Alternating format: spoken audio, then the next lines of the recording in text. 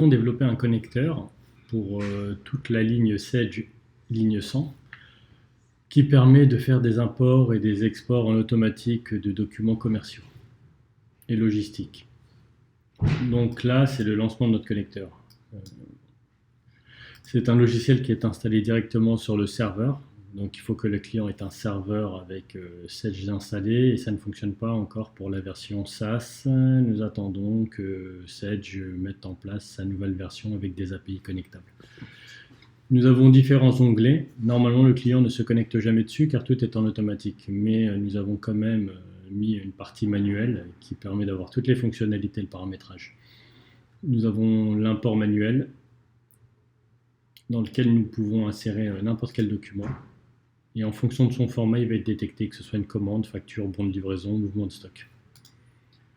Nous avons le paramétrage de tout ce qui est import et export. Donc sur cette fenêtre-là, nous pouvons... toutes les fenêtres là, que vous voyez d'os qui s'ouvrent, c'est le connecteur qui se lance. Là, on est connecté sur un serveur client en production, il est activé toutes les 5 minutes. Donc on peut activer l'import de commande avec une répétition. Pour l'export, on a l'export des documents de vente ainsi que l'export des documents d'achat. Sur ce connecteur-là, nous avons uniquement que l'export des documents de vente, donc qui permet de faire une liaison avec la logistique pour tout ce qui est préparation de commandes et avec les clients pour les factures. Ce client ne travaille pas avec ses fournisseurs en EDI encore. Donc si je fais export de commandes, nous allons dans la base Sage. Et nous avons toutes les commandes qui ont un statut prêt à exporter. Comme le connecteur est automatique, en ce moment, il n'y a aucune commande à exporter car tout se fait tout seul. Par contre, si je fais de l'export de facture, il est désactivé. Vous voyez, on ne le verra pas. Parce que dans la configuration, on a une configuration assez complète dans laquelle on peut choisir déjà dans un premier temps quel est le code taxe qui a été rentré TVA dans la base Sage, le chemin d'import et d'export.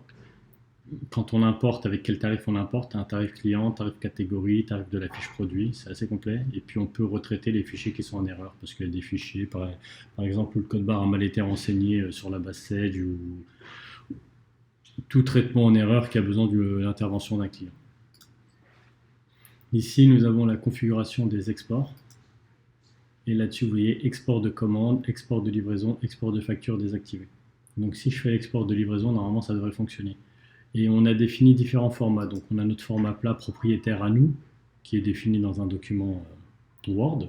Et sinon, là, pour ce client-là, on a fait un développement spécifique, car il a un prestataire logistique qui s'appelle Veolog, et on lui envoie directement des fichiers à son format. Et voici les statuts que l'on sélectionne. Donc quand le statut étant à confirmer, l'export ou l'import se fait automatiquement. Donc nous allons refaire notre export, export de bon de livraison, et là normalement ça devrait fonctionner, car la fonctionnalité a été implémentée.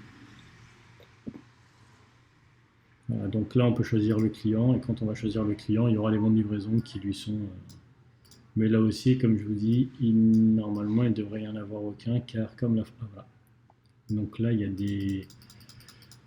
GLN, c'est le code qui permet de reconnaître le partenaire en EDI qui a été renseigné. Donc peut-être que pour ces clients-là, il y a peut-être quelque chose. Non, normalement, il y aurait eu les bons de livraison qui s'affichent ici.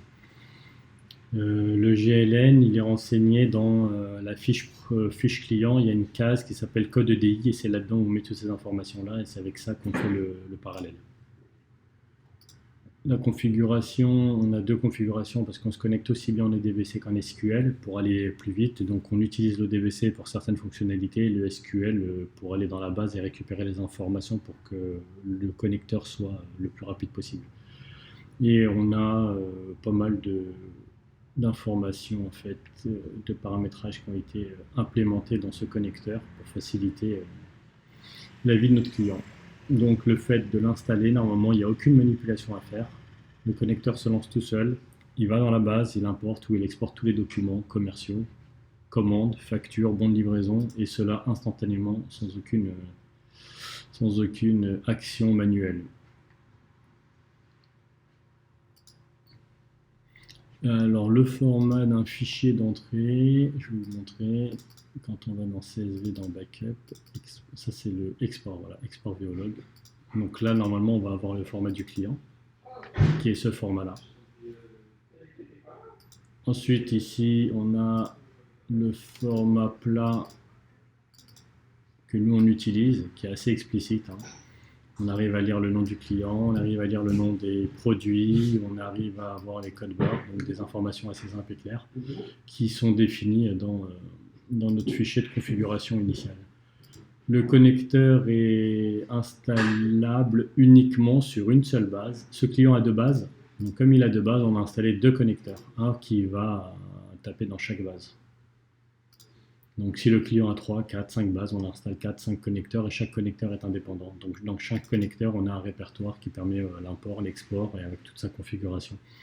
On n'est pas limité à un connecteur par serveur. Donc maintenant, si vous avez des questions techniques, n'hésitez pas. Et pour toute la partie commerciale, je vous laisse avec mon collègue Kevin ou Alexandre.